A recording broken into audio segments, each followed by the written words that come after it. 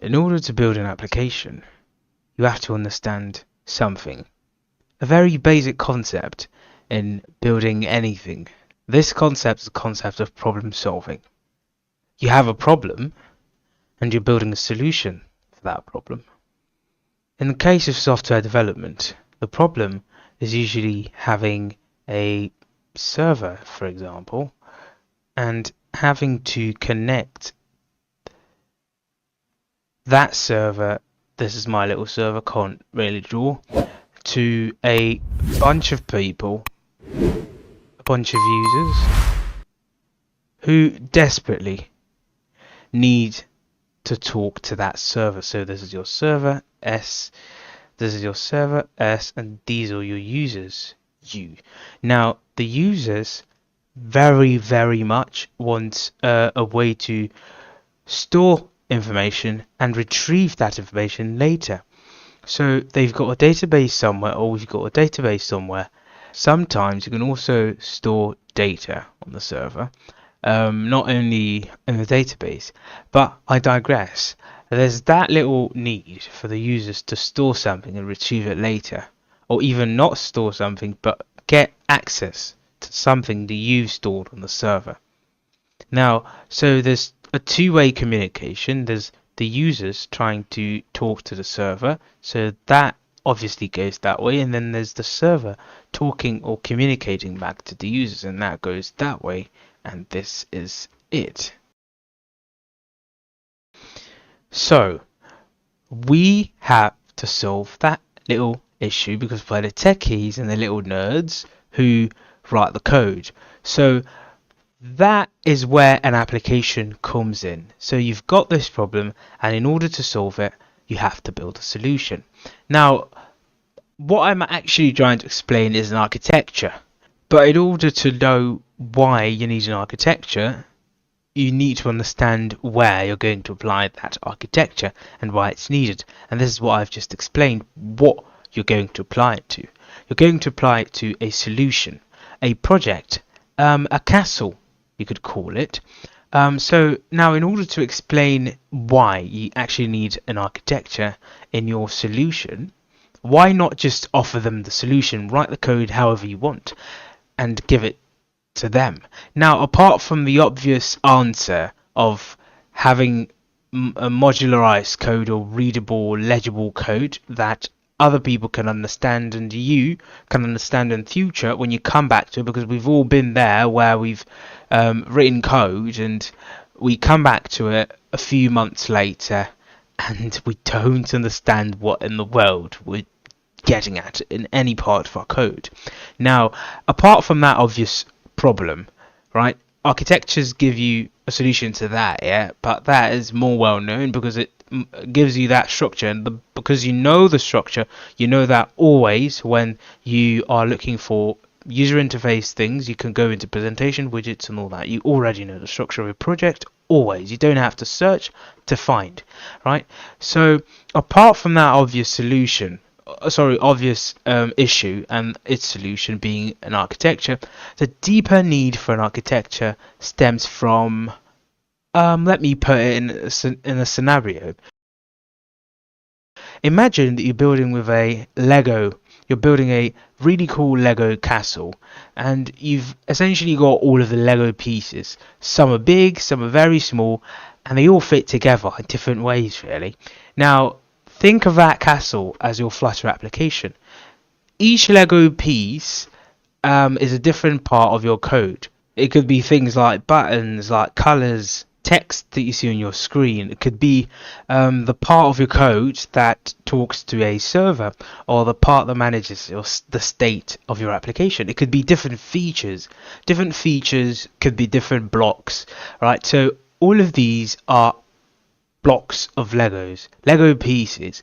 Now, when you're building your castle, you actually want it to be strong, and you don't want it falling apart if you accidentally bump into it. So you use a special kind of framework to build it, and in this case, the framework or the architecture that we're looking at would be the clean architecture. Now, just like how you start with a strong base for your Lego castle, clean architecture also helps you organize your code in a way that makes it very strong and sturdy. So it's essentially like you're looking for a formula to arrange your Lego castles in a way that gives them a very sturdy foundation, so that when you bump into it and it falls over, your little castle falls over, the Lego pieces do not just break apart, just shatter, because they've got a very solid foundation. Right, so we're about to embark on some very explicit examples. So this particular example is the only one I could think of really, is with balls, because I can't draw much else. Oh wait a minute, I could actually draw a square with this. So we've got boxes. Imagine, yeah, that is too much. Imagine that we've got a little of these little boxes over here. Forgive my horrible artistry, but we've got a little box at the bottom. Now, I'm not going to keep drawing boxes over the top of this, but I'm just going to draw rectangles, but it should pass the message along. But what I'm essentially trying to say is, if we had only one box as a base, and we went on adding two, increasing the power of 2, so 2 to the power 0 was 1, and over here we also have 2 to the power of 1, which would be 2 boxes, and we have after that 4 boxes, because 2 to the power 2 and so forth, and we increase a 60. You know how it works, it just keeps going higher and higher. But if that happens, we've got imbalance in this little use case that we've got. So there's an imbalance because the bottom is very much slimmer than the top. It goes like a V. Yeah, but what you actually want for balance is to have an A-shaped structure. This is a lot stronger than this. This would topple over easily. This has a solid base. It's got a very vast foundation. So when you push this, this is very, very large. So it supports this properly. There's balance. All right, it's just all about balance. So this is essentially what we're trying to recreate with a clean architecture. So just like how you start your Lego castle with a very strong base, you also do the same in clean architecture, where it helps you organize your code in a way that makes it very strong and sturdy. Now, with clean architecture, we have different layers, and let me clear the board. Right, so we have different layers in clean architecture, just like different floors of your little Lego castle. So if we had floor 1, and we had floor 2, and we have floor 3, and 4, and so forth, it keeps going up. But you know, so it goes up, it should go up in an A shape, so this is definitely longer than the rest of them, but that is besides the point. With this sort of structure, every layer has a specific job. So one layer could be for how the app looks, which could be presentation of the application, the user interface. Another layer could be for how the application or the solution or the project actually communicates with this server, right? So it talks to the server and it receives information from the server. So one layer could be concerned with doing this. So we don't make the entire code know about this. We abstract it. So only a specific layer knows all about how that happens and how it works. The other layers only know about its result. What did it get from the server? So in that case, we have a different layer for presentation, we have a different layer for getting information from the internet, and we have a different layer for saving data, or for organizing or structuring data, or for explaining how data would look. So it could be anything at all. So this is why we have a lot of architectures, because you could do this in a variety of ways. Alright, there's no wrong way, there's no wrong architecture. The MVVM architecture is a very solid architecture. The MVC architecture is very solid as well. So in order to pick an architecture, you just have to know your specific use case. Now, with the A shape in mind, you can actually think of all of this as let me redraw that A shape. So we had level 1, 2, 3, 4. You can think of it as balance, such that if any layer, so this was layer 1, 2, 3, and 4. So if any layer gets pulled off, because remember the domain will always be, it always will be, because it's pure Dart, so it never gets swapped out. So these layers are quite replaceable, anything can go. This isn't. So the very first layer, which is the domain layer, sits always, but this structure is very solid, such that if any box actually gets pulled out, let's say we pull out 2, the rest of them can actually balance on 1 without falling over, right? Without breaking the laws of physics, essentially. But if we pulled out 4 from the very top, still very solid. If we pulled out 3, 4 can literally rest on 2. So this is why it's got very good structure and integrity. This is also the same in our layering. If we've got a domain layer and we pulled out, say, a state management, right? It doesn't affect any other part of our code. It doesn't affect how, for example, if we had an MVC architecture in the controller or in the repository, you might have to call build context in there and call snack bar or something. But if we change how let's say the framework or something, if we change from Flutter, we no longer have build context, we no longer have snack bars. Now you have to edit the controller, right? You have to edit the repository or whatever else you're talking to. But in clean architecture, you've only got one thing, because everything's got single responsibility. So when you pull out this, it doesn't fall over. It doesn't cause this to be imbalanced, because if we had this sort of structure and somehow we manage to balance it, yeah, if we pull, let's say, this out, it could cause all this to fall over, right? Because it's balanced on something very tiny. So any little shake or any little disruption could literally cause the entire structure to fall over. But in clean architecture, again, I reiterate, anything you pull out will literally not affect the architecture itself. The architecture integrity still stands. We pull out presentation, it stands. We pull out the data source, the backend architecture is still solid, right? So this is what I mean by the A shape and the V shape and their integrities. So for smaller applications, I would say, or smaller, very small applications, I would recommend the MVC architecture. Now for industry applications, what companies usually use would be the clean architecture, as we all know. And actually, the clean architecture doesn't only work in Flutter, it works in other frameworks as well. It doesn't only work in software development, it also works in other fields as well. So each part of your code in clean architecture has a specific job to do. When you do build your application in Flutter with clean architecture, it's like building your application with very strong Lego pieces that fit together perfectly. Now it helps your application stay organized, which we just spoke about earlier, and we decided to forget that fact because it's not very useful, because we all understand it. It makes it also easy to understand, which we've also spoken on.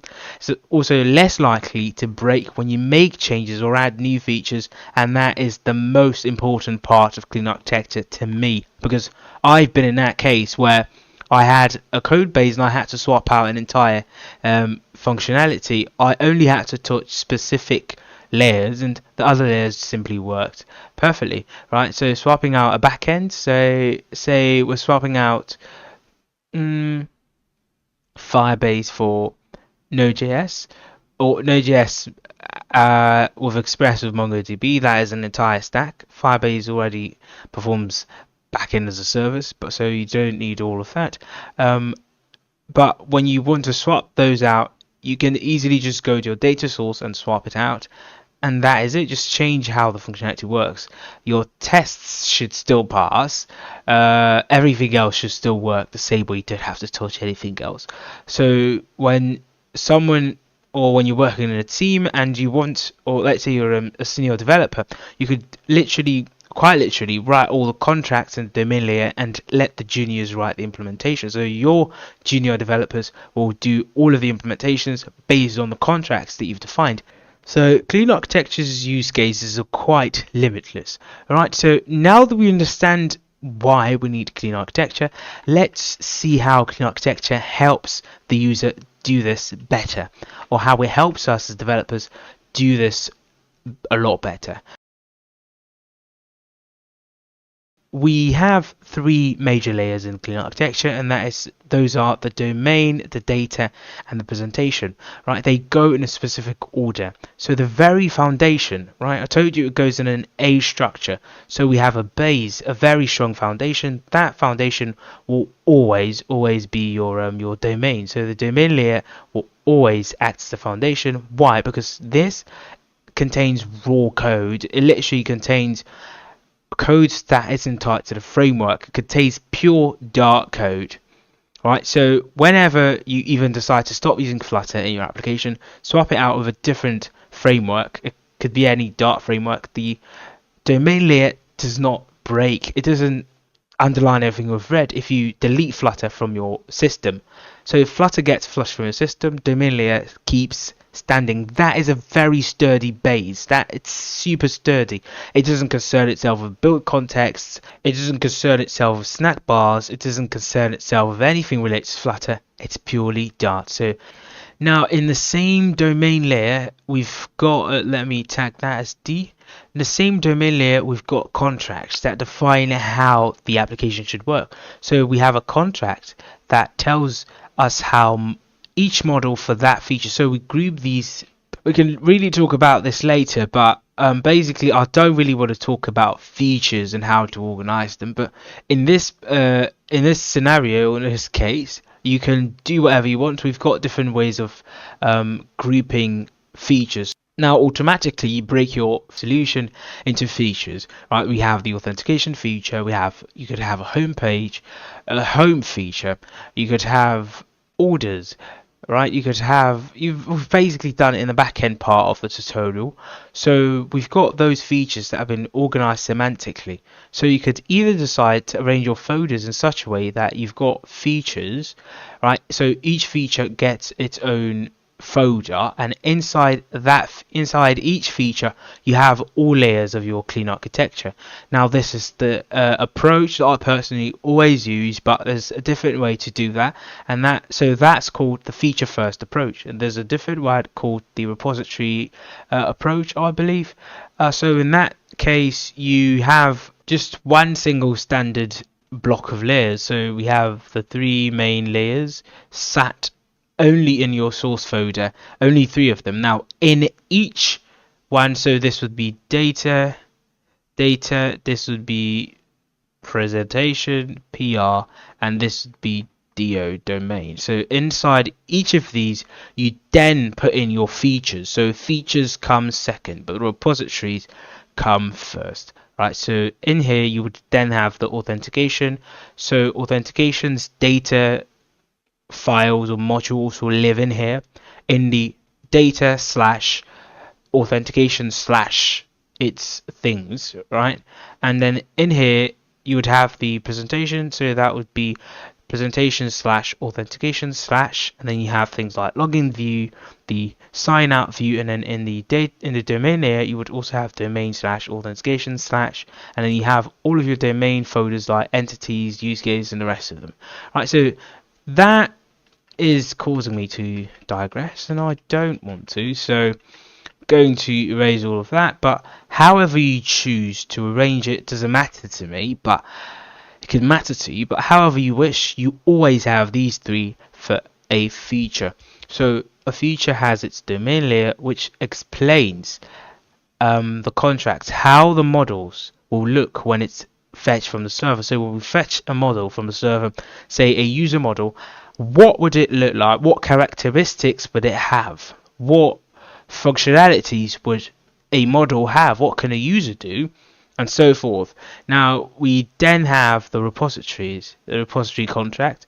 So these are model contracts, which we call entities in the domain layer. So they're just simply the contracts of a model without the full implementation of them. So just characteristics. And then we have the repositories. So the repositories are basically the functionalities that this entire layer or this entire feature should be able to do. So if we're in an auth feature can obviously do login, sign up, the rest of them. You know what it can do by the backend's documentation. So in the backend that we've built, the authentication can log in, reset password, forgot password, do the forgot password thing, sign up, that is registration if you'd like to call it that. So we would have these things as functions without bodies. We're going to see how that works in code, but it doesn't have a body, but it lives here. It's a contract, called a contract or an interface. Now we also have the third contract, which would be use cases, and these use cases are essentially class representations of each function in the repository. So if we had a registration function or register function in a repository, we come over here and we create a register class, right? And that register class will be connected to this person, so they talk to each other. Now this is a domain layer. Now the domain layer has defined the contract. It's a very solid foundation. Up next we've got two other layers, and those would be the data layer and the presentation layer, right? So this is obviously the UI present. So the data layer directly speaks to the server, and the server directly speaks back to the data layer. So it gets a response, and what does it do? It wants to give it directly to this person, but it won't, because we're not going to let it, because that is super dangerous, because it's got raw data that hasn't been formatted properly yet. Now you've probably formatted your data before passing it here, but it's not completely safe because it's got exceptions that it's throwing from the server, and those exceptions are super raw. You don't want your users being thrown from your application because of your errors or their errors. You want to handle them gracefully, and not throwing them directly from the data layer gives you the opportunity to do that. Now after we fetch this from the server, this presentation layer receives them from the data, not from the data layer directly, right? I'm going to show you there's a little gap over here, this little circle, this little ball that connects all of them. Now the presentation layer speaks to the user, and the user also speaks to the presentation by filling forms, hitting buttons, triggering events. However they do whatever they do, presentation gives and receives, and also finds a way to put it back into this little pool. So we've got a little pool that's sat right in the center. Now the question would be, how do they connect to each other in that little pool? So this person obviously has a connection to the pool. This person has a connection to the pool. This person has a connection to the pool. So how exactly are they transferring information? What manner are they doing that? What direction are they doing it? Now this little thing in the center, this little thing is what we call an interface adapter, right? So it's an interface adapter, IA, an interface adapter. You can look at Uncle Bob's diagram for clean architecture. Let's take a quick peek at that. Uncle Bob's little clean architecture diagram shows us different parts of the clean architecture. Now you can see the interface adapters, and this is what I've just shown you.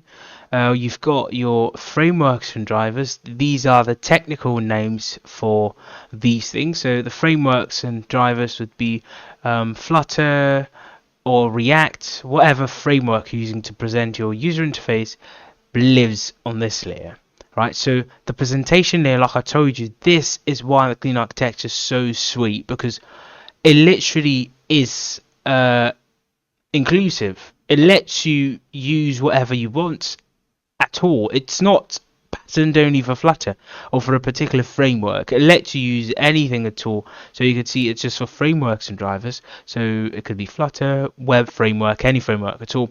You've got your interface adapter, which could be anything at all. In our case, we're using state management in Flutter to handle interface adapters. Now we've got the application and business rules, which is the use cases. Now finally we've got the enterprise and business rules, which are the entities essentially. Now the version of the clean architecture that we're going to use is not going to be a carbon copy of what Uncle Bob's taught.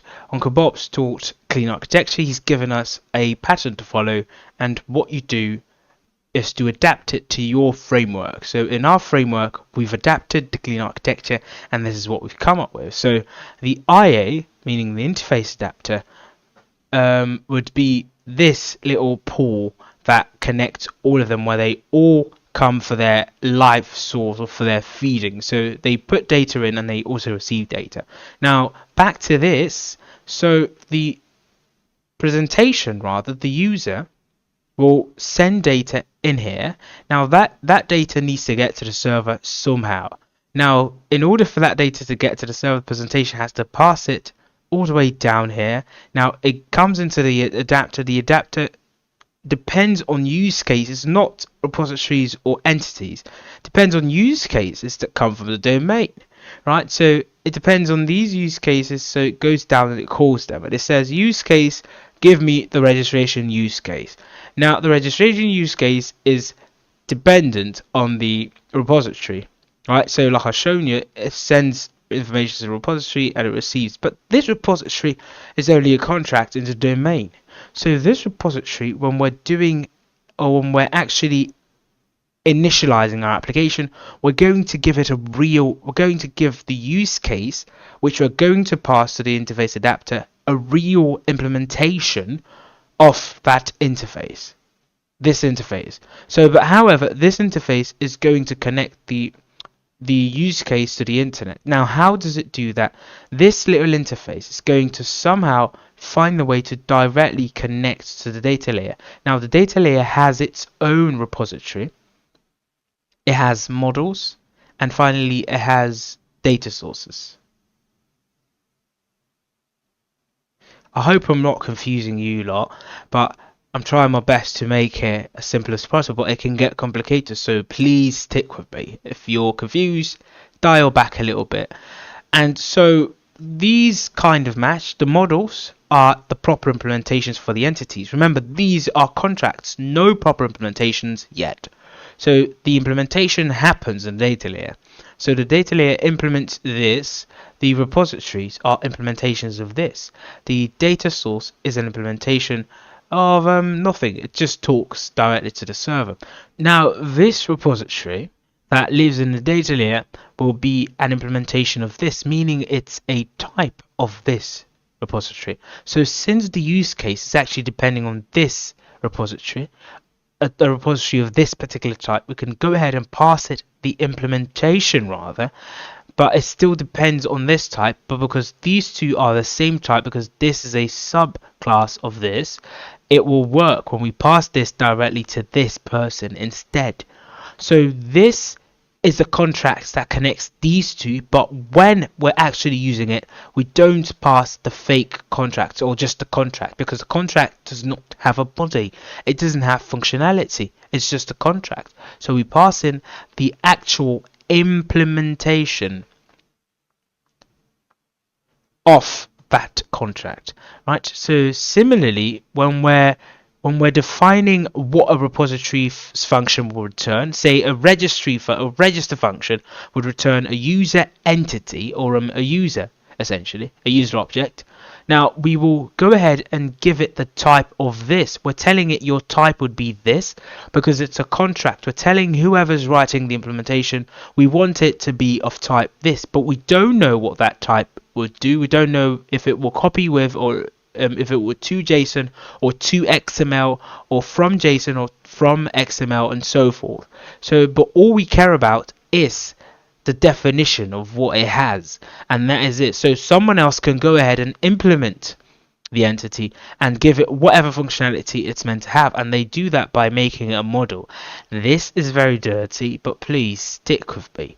So these are also connected to the repository indirectly, because the repository functions return entities. So a register will return a user entity that lives in the entities layer, in the entities little sub layer, and so forth. The other one can return, let's say, an admin or an order, depends on what feature you're in.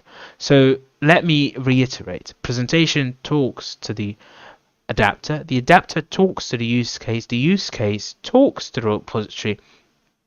Now the repository goes ahead, because we've passed it the actual implementation and not just the contract type, the actual implementation will talk to the data source. Now the data source will in turn join this little queue that is going to the server. So we can essentially clean this line because the user is not directly talking to the server, but the data source is going to directly talk to the server, right? So when they do talk to the server will send a response. Forgive me again, this is getting very dirty, but let me do the eraser thing. Alright, we're done cleaning up our little mess, so let me make this a lot more vibrant. Oh, sorry, I'm still in the eraser mode. Put it back there. Yes, so the data source is directly talking to the server.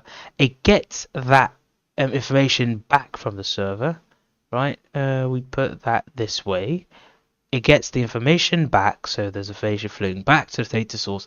Now the data source communicates that information again back to the repository implementation. The repository implementation returns a model, which is an implementation of the entity. The repository returns an entity. Now the repository's implementation returns an implementation of the entity. I hope I'm not confusing you lot. Lord, that sounds so stupid. But I hope I'm not confusing you lot. Right? I'm trying my best to come down to the basic level, but I hope I'm not overcomplicating stuff. But we move on. So this is how the flow works. Take your time, don't rush it, don't memorize the layers, don't memorize their relationship. Take your time and do it over and over and over again. You can do little practice projects. I know it's a lot of work, but the more you do it, the better you get. The more you even see more patterns and all that, and how it actually helps you. So now this person's talking back to the returning models. Now they're not talking to models, they're returning models. So their return type will be models. They're just simply functions, right? It's just a module of functions. So they return that model, and this repository implementation, remember, is indirectly connected to this use case. So when this repository will be responding to the use case, it will be in the form of this. It will be from here. So this person thinks they're talking to this person, but we've tricked them by passing them this person, a fake wife. They think they're getting married to you, but they're actually getting married to Rachel, and Rachel's not a very good person, so we're faking that. So they're getting married to Rachel instead of Abby. So we do that little proxy thing, and we return that response to the use case. The use case sends it right back into that little pool of data, of information. Now remember that the presentation spoke to the pool first, so the pool will literally tell the presentation that something's happened, and the presentation will do what?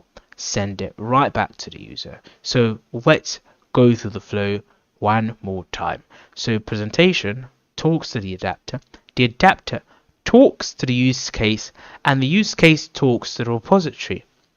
The repository is going to talk back to the use case through the data layer, because we're passing the use case and implementation from the data layer. So indirectly, the data layer is actually talking to this little pool through the use case. The use case thinks they're doing that through this repository contracts, but we're actually doing it through the data layer's implementation of that contract. So these people are connected, but not directly. So I'm going to oh my days. So I erased that little connection because I want it to be indirect. So it's going to be a dotted line, not a straight plain line. It's going to be simply dotted, and it goes this way. Come on, man. Right, so it goes that way, dotted. So it's not directly communicating, but it is through a weird connection. So hopefully this makes it clear. I'm going to try my best to do a last run. If you've already understood it, move on to the next section, but if you haven't, come with me. I'm going to try to do a last run, not a full explanation, but simply a summary of some sort. For the summary, we've still got the same setup. We've got a server and we've got a user. Now, user needs to talk to the server, but there's a very thick, very thick layer of wall between them, right? So they can't properly communicate. Now we have to help them do that. So we create a solution. This is our environment. This is our solution. This solution in here needs a way to handle communication with the server, and finally communication with the user, and also communication within itself, both for our benefit, right, the developer, for our experience. So when we're searching for things and when we're trying to debug or swap out certain elements in our solution, certain parts of our solution, so that way it's a lot easier. And then we have the other benefits of it, which is better communication flow, or better yet, have a sturdier composition of different functional parts of our solution. So and that's where this architecture comes in. So for this architecture, we've got a little domain, right, and we've got a user interface that talks to the user, and finally we've got the data layer. So this is usually called presentation, domain, and this is the data layer. So we've got the interface adapter, and that's what I've called IA, interface adapter. So the interface adapter in our architecture, because I told you that we're not directly using Uncle Bob's version of the clean architecture, you adapt it to your framework. And what I found is we can totally put that, not make it a separate layer, but put it as part of the user interface, because it's essentially a major part of it. So now the user interface receives data from the user. It finally passes that data down in here. So let me put that in here. It passes it down to the interface adapter. So this actually goes both ways. So back and forth. Same happens here. It passes it into the interface adapter. The interface adapter depends on use cases that live in the domain layer. Now, these use cases are actual classes that represent single functionality. So it embodies the SRP principle, single responsibility principle, from the principles of Solid, which are very good principles in programming generally. Right, so this is what we're doing. Let me leave that in there. So single responsibility. So each function or each functionality has got its own class that embodies its responsibility. What does it do and who does it talk to? And we also use that as a front to match that connection between the domain layer and the data layer, because in there we're depending on the repository. Right, so in a use case, we depend on a repository, and whatever repository is passed to us, we want that repository, right, to call the function that relates to that responsibility, to that functionality. So we will see that in code, but just have this at the back of your mind. It's an indirect way of connecting us to the data layer. Now, this is why there's dashed lines, because it doesn't give us a direct connection. It's quite indirect, right?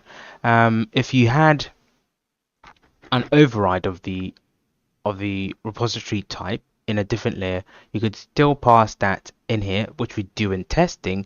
When we follow the principles of TDD, we can pass it a fake version or a mocked version of the repository. So that's not really coming from a data layer, but it's still going to work because it wants a repo of a certain type. So in that repo of a certain type can come from anywhere at all. So, but then in the case of a functioning application, an application that's literally in production or something, we want it to come from the data layer, because the data layer will get us live data from the server, not fake data from any tests that we've got on the side over here. That is essentially how it goes from there to there. Now, this person using the use case will get this inherited when we're in production. Essentially, we'll inherit the repository implementation that we've put in here. Now, the repository implementation over here is connected to a different thing, a different module in there, right? It could be any source. So it's connected to a source of information. It could be a local source if you're fetching from the user's cache, or local storage like shared preferences and the rest of them, right? So if it's not that, then it's going to be fetching from a remote source, meaning now it's leaving this ecosystem and it's going outside of these constraints and it's going to the server, right? So now it's escaped, can't speak, it's escaped the constraints or the boundaries of this environment. So now it's going out to the server to fetch information. The information goes both ways. So it sends data, it sends a request with data if necessary to the server, which we've created using Node.js, and the server sends a response. Now this person here catches a response, makes it a little easier to read, and then sends over that exception if it's got an exception, or the data if it's got data, back into, still in here, still within this package, sends it back to the repository implementation, which depends on any type of source, right? And then that repository implementation will further refine it into a Dart readable failure, right? So that Dart readable failure, that's not an exception, because exceptions throw. This failure won't be a throwable. It can't be thrown, so it won't crash the application, right? So we handle it and we create a finer version of a failure and finally pass that back to the domain use case, and the use case is actually going to take it back to the interface adapter. The interface adapter responds and maybe emits a state if you're using block, or if you're using provider, it will change the state, or however you're handling your state management, whatever state management solution you're using for this interface adapter, that will adapt and it will alert the UI that something's changed. The UI updates and the user can see that. So the user can see that little update or get the information they want from the updated user interface. So this is essentially the summation of all of it. So let's get right into the code.